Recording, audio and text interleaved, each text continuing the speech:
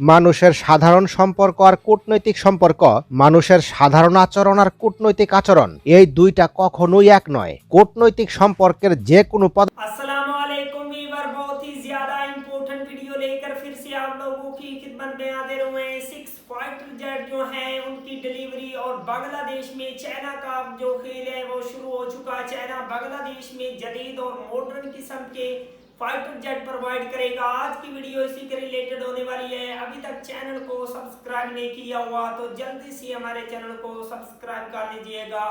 Without wasting time video को start करते हैं। মানুষের সাধারণ সম্পর্ক আর কূটনৈতিক সম্পর্ক, মানুষের সাধারণ আচরণ আর কূটনৈতিক আচরণ, এই দুইটা কখনোই এক নয়। কূটনৈতিক সম্পর্কের যে কোনো পদক্ষেপ অত্যন্ত ভেবেচিন্তে নেওয়া হয়।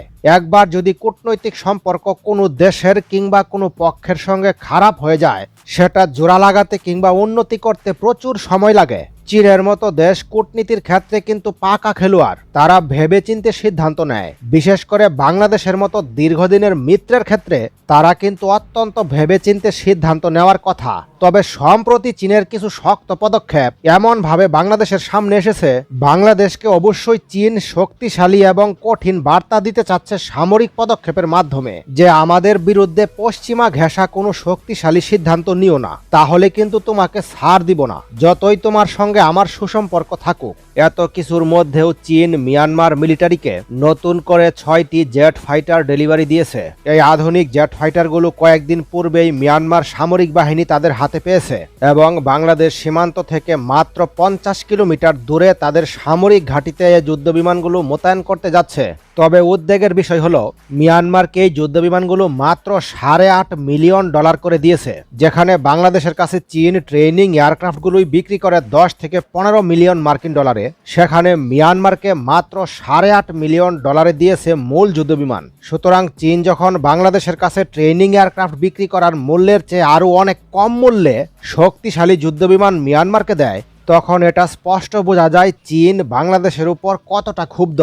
কারণ এই যুদ্ধবিমানগুলো বাংলাদেশের বিরুদ্ধেই ব্যবহার করা হবে। বাংলাদেশ সীমান্ত থেকে মাত্র 50 কিলোমিটার দূরে মোতায়েন করা হচ্ছে।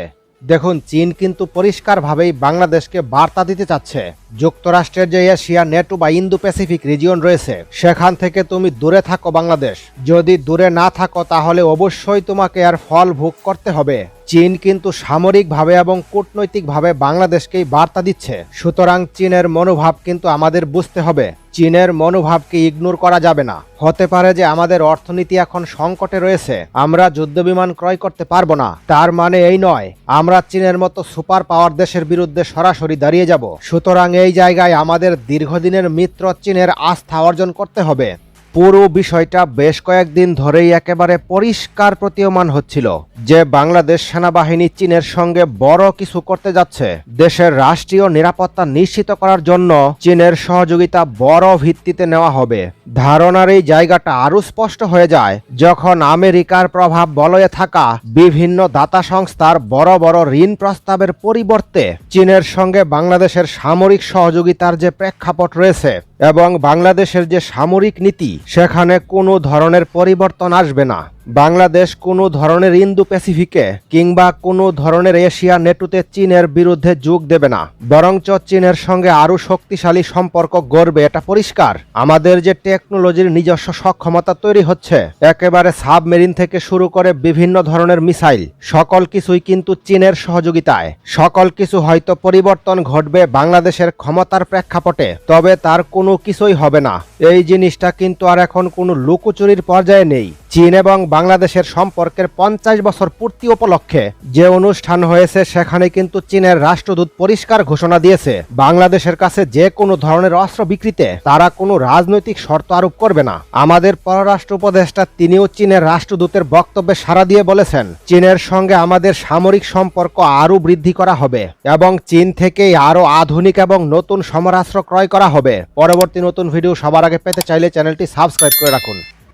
वंडरफुल वेवर, बहुत ही ज्यादा अमेजिंग शानदार किस्म के ये फाइटर जेट है चाइना के, और चाइना हमेशा बांग्लादेश को फाइटर जेट देता आ रहा है।